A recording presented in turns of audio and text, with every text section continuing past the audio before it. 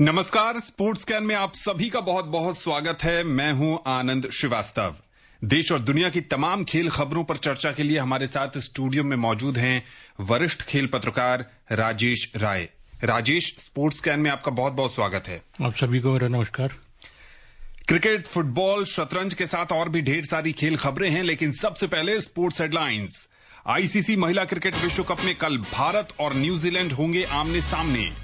रविंद्र जडेजा बने दुनिया के नंबर 1 टेस्ट ऑलराउंडर। लिवरपूल और Inter Milan champions league football के सेमीफाइनल में और भारतीय ग्रैंड मास्टर एसएल नारायणन ने ग्रैंड स्काची कैटोलिका अंतर्राष्ट्रीय शतरंज ओपन का खिताब जीता।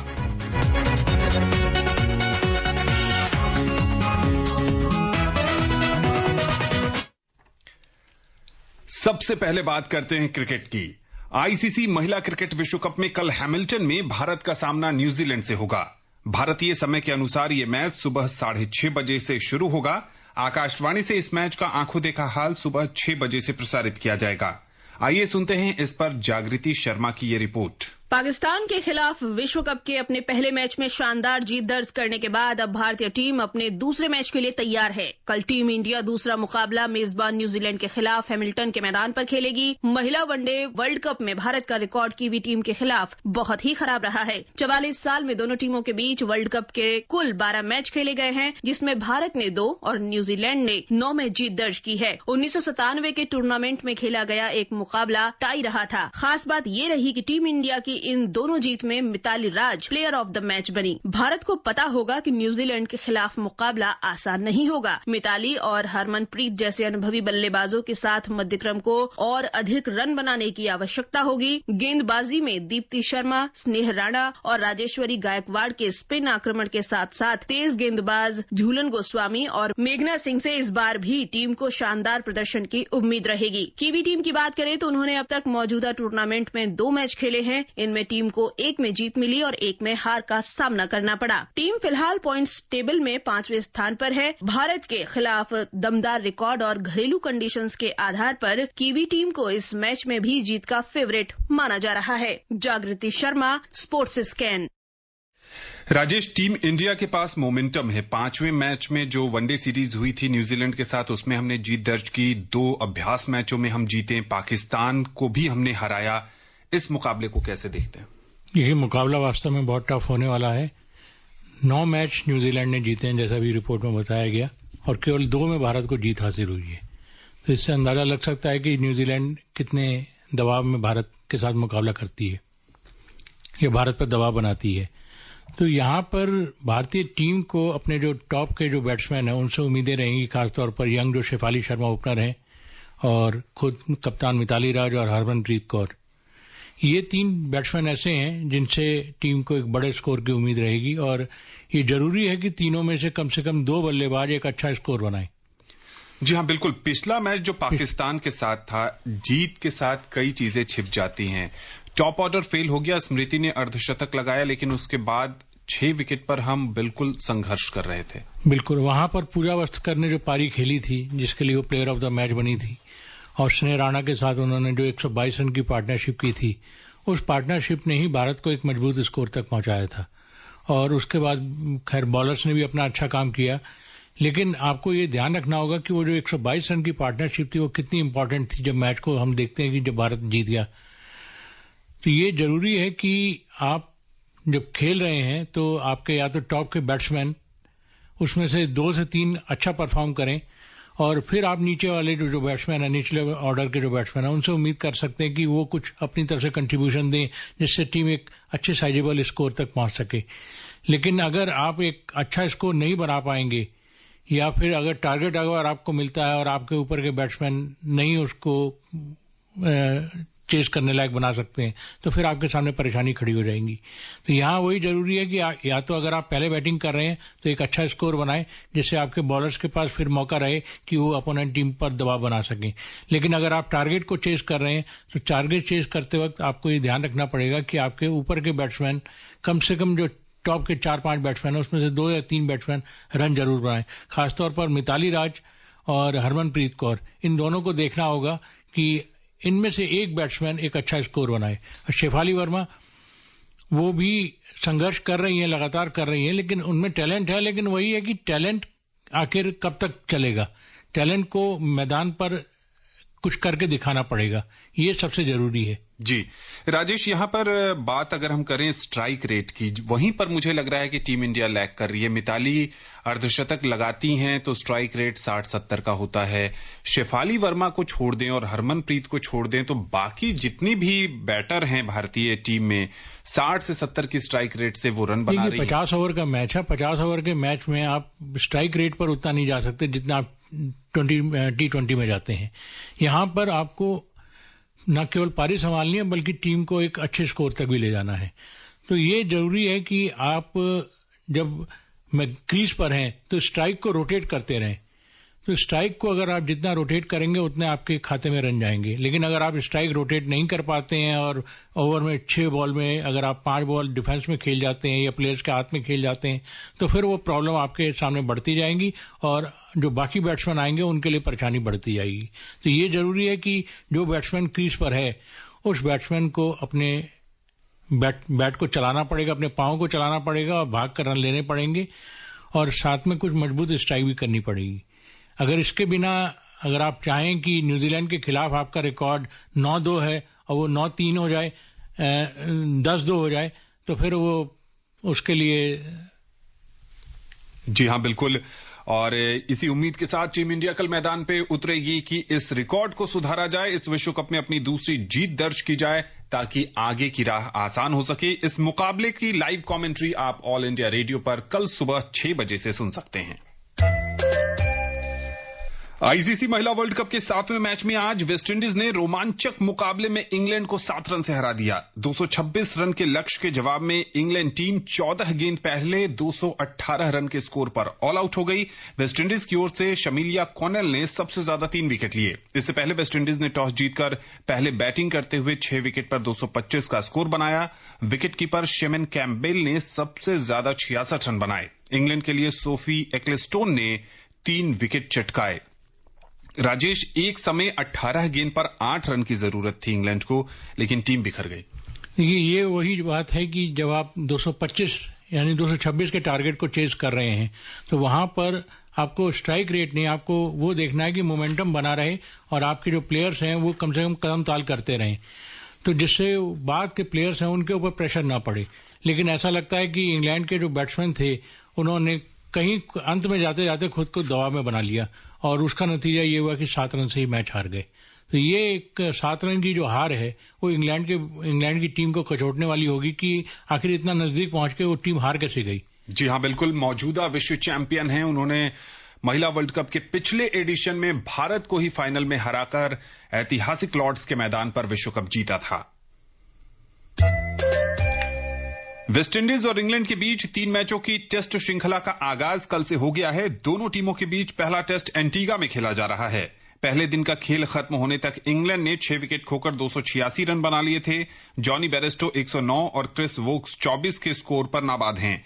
वेस्टइंडीज के लिए जायडन सिल्स, केमार रोच और जेसन होल्डर ने अब तक 2-2 विकेट लिए हैं। राजेश, कल जब मैच शुरू हुआ तो एक समय इंग्लैंड की टीम 80 रन के आसपास ही 4 विकेट खोकर लड़खड़ा गई थी। जो रूट भी नहीं चले, उनकी जो सलामी बल्लेबाजी की चिंता है वो इस मैच में भी बरकरार रही।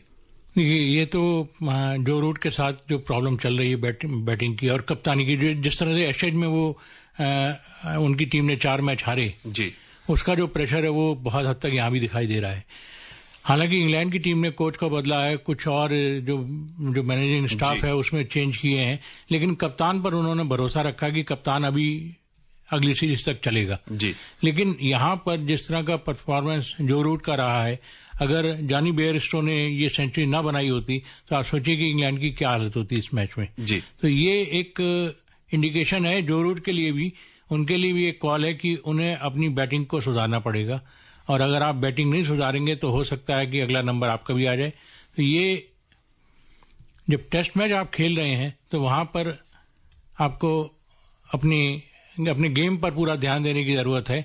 अब जो पीछे हो चुका है उसके बारे में ना सोचते हुए जो अगली सीरीज खेल रहे हैं उसके ऊपर ध्यान देना चाहिए। एक और खिलाड़ी जिसकी चर्चा आपसे करना चाहेंगे और वो हैं बेन स्टोक्स। एक समय दुनिया के नंबर 1 ऑलराउंडर माने जाते थे। हमने देखा कि पिछले एशेज में, इससे पहले वाला जो एशेज हुआ था उसमें इंग्लैंड के लिए काफी बेहतरीन प्रदर्शन किया था, लेकिन बीच में उन्होंने ब्रेक ले लिया। उनके पिताजी के साथ स्वास्थ्य कारणों से वो दूर रहे, इंजरी के कारण दूर रहे। उसके बाद जब से वापसी की है वो रंग में नजर नहीं आ रहा है। तो देखिए, जब ये ब्रेक आप लेते हैं और चाहे वो पर्सनल रीजंस क्यों ना हो, लेकिन अगर आप गेम से कहीं खुद को थोड़ा अलग रख लेते हैं तो उसका असर आपके खेल पर कहीं ना कहीं आता ही है। अब वो निजी कारणों से उन्होंने ब्रेक लिया था, लेकिन अगर उस ब्रेक का इस्तेमाल वो अपने खेल के साथ भी नहीं कर पाए तो उसका असर तो आना ही था, और उसका नतीजा ये है कि वो उनके खेल पे दिखाई दे रहा है। आज दूसरे दिन का खेल शुरू होगा और देखना होगा कि इंग्लैंड की पारी कहां तक आगे जाती है। आईसीसी की ताजा जारी टेस्ट रैंकिंग में मोहाली टेस्ट में गेंद और बल्ले से शानदार प्रदर्शन करने वाले रविंद्र जडेजा वेस्टइंडीज के पूर्व कप्तान जेसन होल्डर को पीछे छोड़कर दुनिया के नंबर 1 ऑलराउंडर बन गए हैं। होल्डर दूसरे स्थान पर हैं, तीसरे पायदान पर रविचंद्रन अश्विन हैं। विराट कोहली को बल्लेबाजी रैंकिंग में 2 स्थान का फायदा हुआ है। कोहली 763 रेटिंग पॉइंट्स के साथ 7वें से 5वें स्थान पर पहुंच गए हैं। कप्तान रोहित शर्मा 6ठे नंबर पर बरकरार हैं। ऋषभ पंत 1 स्थान के फायदे के साथ 10वें नंबर पर आ गए हैं। रैंकिंग में पहले पायदान पर ऑस्ट्रेलिया के मार्नस लाबुशेन हैं। दूसरे नंबर पर इंग्लैंड के टेस्ट कैप्टन जो रूट और तीसरे स्थान पर स्टीव स्मिथ हैं। चौथे स्थान पर न्यूजीलैंड के कप्तान केन विलियमसन हैं। टेस्ट रैंकिंग में गेंदबाजी की बात करें तो इसमें कोई बड़ा बदलाव नहीं हुआ है। पहले पायदान पर ऑस्ट्रेलियाई कप्तान पैट कमिंस बरकरार हैं, जबकि दूसरे नंबर पर रविचंद्रन अश्विन हैं। क्रिकेट के बाद अब बात करते हैं फुटबॉल की। चैंपियंस लीग फुटबॉल में लिवरपूल और इंटर मिलान ने सेमीफाइनल में जगह बना ली है। रिपोर्ट के साथ हैं जागृति शर्मा। दुनिया के सबसे बड़े club football tournament champions league में कल देर रात प्री क्वार्टर फाइनल का दूसरा लेग खेला गया। इसमें लिवरपूल को इंटर मिलान के खिलाफ हार मिली। लिवरपूल दूसरे लेग में 0-1 से हारने के बावजूद क्वार्टर फाइनल में पहुंच गया। लिवरपूल और इंटर के बीच खेला गया मैच काफी रोमांचक था। इंटर ने लिवरपूल के घरेलू मैदान पर एनफील्ड पर शानदार खेल दिखाया। उसके लिए पहला गोल अर्जेंटीना के लोटेरो मार्टिनेज ने किया। इसके 2 मिनट बाद ही उनके साथी स्ट्राइकर एलेक्सिस सांचेज को रेड कार्ड दिखा दिया गया। उन्हें मैच से बाहर होना पड़ा। इसके बाद इंटर मिलान की टीम को 10 खिलाड़ियों के साथ खेलना पड़ा। टीम को बराबरी करने के लिए कम से कम 1 गोल करना था, लेकिन लिवरपूल ने ऐसा नहीं होने दिया। लिवरपूल ने पहले लेग में इंटर को 2-0 से हराया था। इस तरह दोनों मुकाबलों को मिलाकर कुल स्कोर 2-1 लिवरपूल के पक्ष में रहा। वहीं बायर्न म्यूनिख ने एफसी रेड बुल साल्जबर्ग को बुरी तरह रौंद दिया। जर्मनी के नंबर 1 क्लब बायर्न म्यूनिख की बात करें तो ऑस्ट्रिया के साल्जबर्ग के खिलाफ पहला लेग 1-1 की बराबरी पर छूटा था। दूसरे लेग में बायर्न की टीम जबरदस्त फॉर्म में दिखी। उसने साल्जबर्ग को टिकने का मौका ही नहीं दिया। बायर्न ने दूसरे लेग में 7 गोल दागे। साल्जबर्ग की टीम सिर्फ 1 ही गोल कर सकी। इस तरह बायर्न ने मैच को 7-1 से अपने नाम कर लिया। दोनों लेग को मिलाकर कुल स्कोर 8-2 उसके ही पक्ष में रहा। बायर्न के लिए पोलैंड के स्टार खिलाड़ी रॉबर्ट लेवांडोस्की हैट्रिक गोल किया। बायर्न के लिए पोलैंड के स्टार खिलाड़ी रॉबर्ट लेवांडोस्की ने हैट्रिक गोल किया। उन्होंने 11 मिनट में ही 3 गोल दाग दिए। लेवांडोस्की ने पहला गोल 12वें मिनट में पेनल्टी पर किया। इसके बाद 21वें मिनट में दूसरा गोल भी पेनल्टी पर किया। तीसरा गोल उन्होंने 23 मिनट में दाग दिया। उनके अलावा बायर्न के लिए सर्ज ग्नेब्री ने 31वें, थॉमस मुलर ने 54वें और 83वें, लॉरी साने ने 85वें मिनट में गोल किया। चैंपियंस लीग में आज 2 प्री क्वार्टर फाइनल मुकाबले खेले जाएंगे। स्पेन के मैड्रिड में रियल मैड्रिड की टीम फ्रांस की टीम पेरिस सेंट जर्मेन की मेजबानी करेगी। दुनिया के सर्वश्रेष्ठ फुटबॉलर माने जाने वाले अर्जेंटीना के लियोनेल मेसी मैदान पर दिखेंगे। वे पीस एजी की टीम को किसी भी हाल में क्वार्टर फाइनल में पहुंचाना चाहेंगे। बार्सिलोना की ओर से खेलते हुए उन्होंने रियल मैड्रिड के होम ग्राउंड पर कई बार यादगार प्रदर्शन किया है। अब पहली बार पीएसजी की ओर से वहां खेलेंगे। वहीं एक अन्य मुकाबले में इंग्लैंड के क्लब मैनचेस्टर सिटी का मुकाबला पुर्तगाल के क्लब स्पोर्टिंग से होगा। जागृति शर्मा, स्पोर्ट्स स्कैन। मुक्केबाजी की बात करें तो जॉर्डन में एसबीसी एशियाई युवा और जूनियर मुक्केबाजी चैंपियनशिप में भारतीय महिला मुक्केबाज निवेदिता कार्की और तमन्ना ने अपना शानदार प्रदर्शन जारी रखते हुए फाइनल में जगह बना ली है। इससे पहले रेणु को सेमीफाइनल में हारने के बाद कांस्य पदक से ही संतोष करना पड़ा। भारतीय ग्रैंड मास्टर एसएल नारायणन ने ग्रैंड स्काची कैटोलिका अंतर्राष्ट्रीय शतरंज ओपन का खिताब जीत लिया है। वहीं आर प्रज्ञानंदा उपविजेता रहे। नारायणन और प्रज्ञानंदा सहित 6 अन्य खिलाड़ियों के 9 दौर के बाद समान 6.5 अंक थे। बेहतर टाई ब्रेक स्कोर के आधार पर नारायणन ने शीर्ष स्थान हासिल किया। जर्मनी के साथ 2 मैचों के लिए भारत की महिला हॉकी टीम का ऐलान कर दिया गया है। 12 और 13 मार्च को होने वाले मैचों के लिए 22 सदस्यीय टीम की कमान एक बार फिर सविता पुनिया को दी गई है। इससे पहले स्पेन के खिलाफ मैचों में भी सविता ने भारतीय टीम की कप्तानी की थी। FIH हॉकी प्रो लीग के ये दोनों मैच भुवनेश्वर के ऐतिहासिक कलिंगा स्टेडियम में खेले जाएंगे। भारतीय टीम दुनिया के 5वें नंबर की टीम जर्मनी के खिलाफ दोनों मैच जीतना चाहेगी।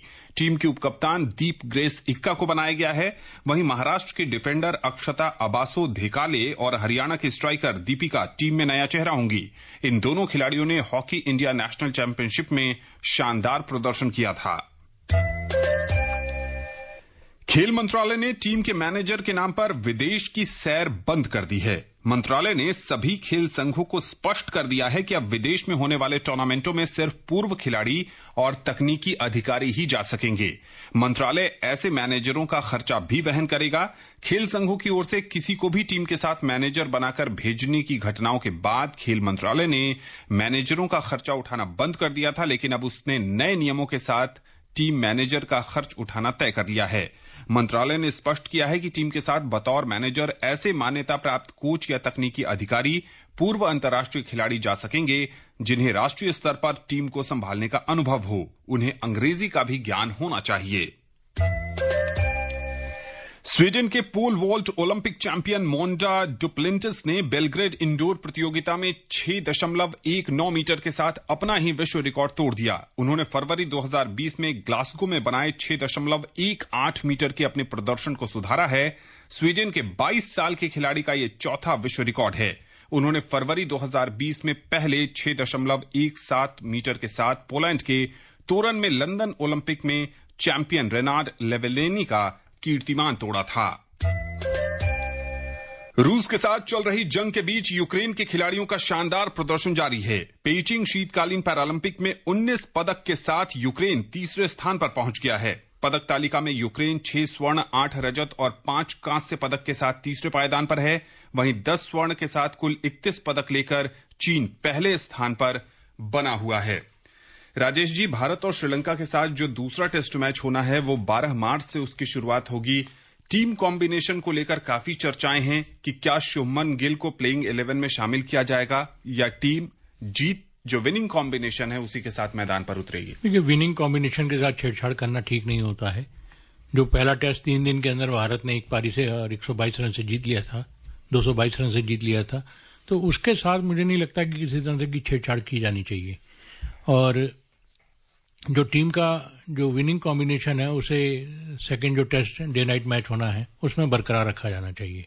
कुलदीप यादव को बाहर कर दिया गया बिना खिलाए और उनकी जगह अक्षर पटेल को शामिल किया गया। ये एक सवाल जरूर है कि कुलदीप यादव जिन्हें टीम में लाने के लिए रोहित शर्मा ने कहा था कि वो चाहते हैं कि वो युजवेंद्र चहल और कुलदीप यादव दोनों की जोड़ी को मैदान पर एक साथ तालमेल के साथ खेलते हुए देखें, लेकिन ऐसा लगता है कि कुलदीप यादव पर अभी पूरा भरोसा उनका जग नहीं पाया है। तो ये एक वजह हो सकती है। और जब टीम में देखिए 2 बड़े स्पिनर मौजूद हैं, रविचंद्रन अश्विन है और रविंद्र जडेजा जो नंबर 1 ऑलराउंडर बन गए हैं, तो जिस तरह का परफॉर्मेंस इन दोनों खिलाड़ियों ने किया है मोहाली टेस्ट में, उसके बाद फिर किसी तीसरे स्पिनर के लिए जगह बनाना एक काफी मुश्किल काम हो जाता है। अब कुलदीप यादव को थोड़ा सा इंतजार करना पड़ेगा कि कब इनमें से कोई प्लेयर या तो आउट ऑफ फॉर्म हो या फिर किसी समय रिटायरमेंट ले, तो तब उनके लिए जगह बनने की उम्मीद हो सकती है। या बाकी वो डोमेस्टिक अपना अच्छा परफॉर्म करते रहें और डोमेस्टिक का जितना अच्छा परफॉर्मेंस होगा उसका नतीजा मिल सकता है उन्हें। जी हां, डोमेस्टिक क्रिकेट रणजी ट्रॉफी के मुकाबले चल रहे हैं। वहां कुलदीप को अपना प्रदर्शन बेहतर करना होगा और फिर टीम इंडिया में जब भी मौका मिले उसे दोनों हाथों से भुनाना होगा। Rajesh ji, sports can say जुड़ने के लिए और विशेषज्ञ राय साझा करने के लिए आपका बहुत बहुत शुक्रिया। धन्यवाद। स्पोर्ट्स कैन का आज का अंक यहीं समाप्त होता है। पूरी टीम को दीजिए अनुमति, लेकिन याद रखिए कि कल भारत और न्यूजीलैंड के बीच महिला क्रिकेट मैच का आंखों देखा हाल सुबह 6 बजे से आप आकाशवाणी के साथ सुन सकते हैं। नमस्कार।